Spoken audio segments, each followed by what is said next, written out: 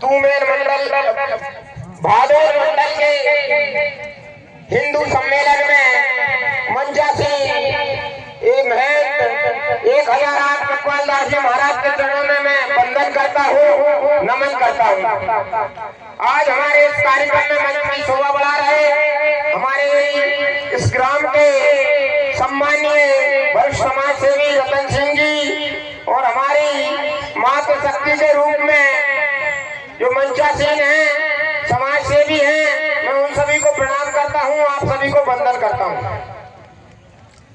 आज जो हिंदू सम्मेलन हमें 10 गांव के बीच में एक मंडल पर करना पड़ रहा है, इसका कारण क्या है? क्योंकि सारी समाज एक बड़े केंद्र बिंदु पर हम नहीं पहुंच सकते, इसलिए हिंदू सम्मेलन की आज आवश्यकता क्यों है ये भी पता होना चाहिए। क्योंकि हिंदू धर्म क्या है ये हमारे ध्यान में है। प्राणियों में सद्भावना और विश्व का कल्याण जो बोलते हैं वो कौन है? हिंदू है। इस भारत भूमि को मां मानते हैं वो सब हिंदू है। हम सब भारत भूमि को मां मानते हैं कि नहीं मानते? तो हम सब हिंदू हैं। आज हिंदू समाज के लिए राष्ट्रीय स्वयंसेवक संघ RSS, जिसका आपने नाम सुना होगा, बहुत से लोग जानते हैं, तो राष्ट्रीय स्वयंसेवक संघ 100 वर्ष से हिंदू समाज की रक्षा का काम कर रहा है। आज 100 वर्ष हो चुके हैं, इसलिए शताब्दी वर्ष के उपलक्ष्य में प्रत्येक ग्राम के एक मंडल स्तर पर हमने हिंदू सम्मेलन का आयोजन किया जा रहा है। अब हिंदू सम्मेलन क्यों भैया? क्योंकि हमारे अंदर जो विकार आ गए हैं उनको दूर करने के लिए हिंदू सम्मेलन की आवश्यकता है। क्योंकि हिंदू बनकर हमने क्या किया है और हम जाति के आधार पर हमने क्या किया है, इस बात का आज हमें चिंतन करना है। क्योंकि युग युग की अलग अलग परंपरा है। आज कलयुग का समय है। आप हिंदू के नाम से संगठित रहोगे तो आपके मंदिर, आपके गांव सुरक्षित रहेगा, और यदि आप जाति के नाम से संगठित रहोगे तो आपस में लड़ लड़कर सब खत्म हो जाओगे।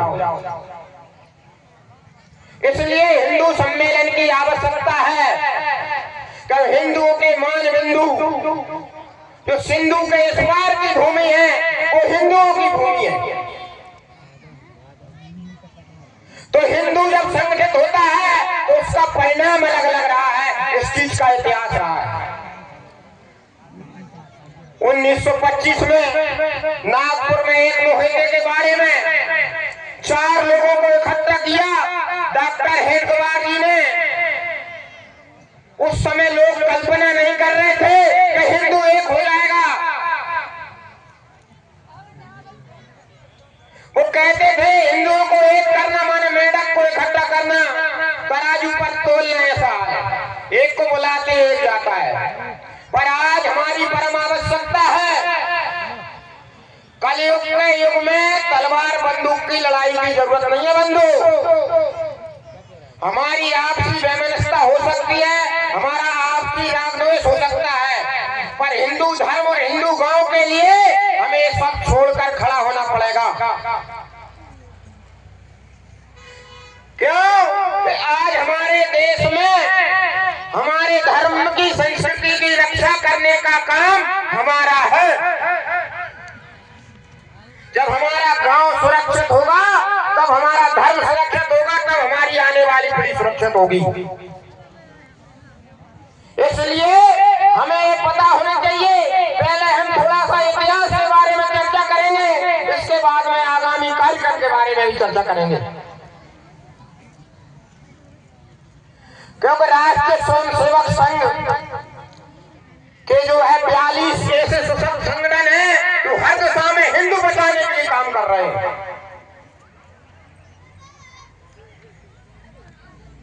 जब संघ की स्थापना के बाद डॉक्टर साहब ने कहा था कि संघ शाखा तक नहीं है, संघ समाज के हर क्षेत्र में जाएगा। सपना साकार हुआ है। तो हमने एक तय किया, राष्ट्रीय स्वयंसेवक संघ की 100 वर्ष की यात्रा वैसे ही नहीं हो गई। जब उस समय इस संघ पर 3 बार प्रतिबंध लगाए गए उस समय की सरकारों द्वारा, और तीनों बार के प्रतिबंध से निकलकर संघ शक्ति के साथ हो रहा, और आज सारे विश्व में जहाँ हिंदू रहता है, जब प्राणियों में सद्भावना और विश्व के कल्याण की बात होती है, तो वह राष्ट्रीय स्वयंसेवक संघ के कारण होती है। बंधु, हम जिन भगवान राम को मानते हैं, बोलते भगवान राम की, भगवान राम की, भगवान राम की। तो मैं भगवान राम की जन्मभूमि के बारे में भी इस पीढ़ी को बताना चाहता हूँ।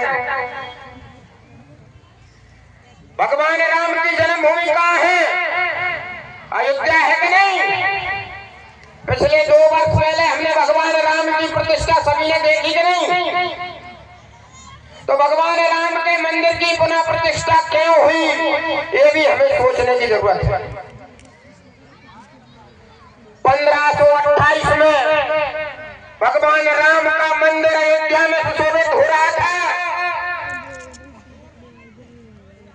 उस समय अरब देश से बाबर नाम का लुटेरा हमारे देश में आता है, और वो देखता है कि भगवान राम की के भक्त इस देश में रह रहे हैं और इनको कैसे खत्म किया जाए। तो उसने सोचा कि भगवान राम के मंदिर को तोड़कर मस्जिद बना दूं, सारे हिंदू मुसलमान बन जाएंगे। ऐसी उसने कल्पना की, परंतु वो कल्पना कोरी कल्पित थी। जब उसने सोचा तो उसका सलाहकार मीरवाकी को 4.5 लाख की शाही सेना भेजकर अयोध्या पर चढ़ाई कर दी मंदिर तोड़ने के लिए। उस समय हमारे देश में राजाओं का शासन होता था। तो बंधु, उस समय भीटी स्टेट के राजा मेहताब सिंह 1,73,000 की सेना लेकर बद्रीनाथ धाम की यात्रा को जा रहे थे। जब उन्हें पता लगा कि भगवान राम की पावन पवित्र भूमि को खंडित करने के लिए बाबर की सेना आ रही है, तो उन्होंने बद्रीनारायण की जगह अयोध्या की ओर कूच कर दिया।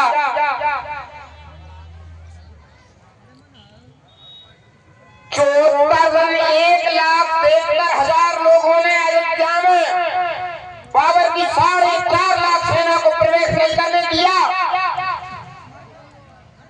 और 1,74,000 लोगों का राजा मेहताब सिंह के साथ बलिदान हो गया। वो राम जन्मभूमि के लिए उन्होंने लड़ाई शुरू की।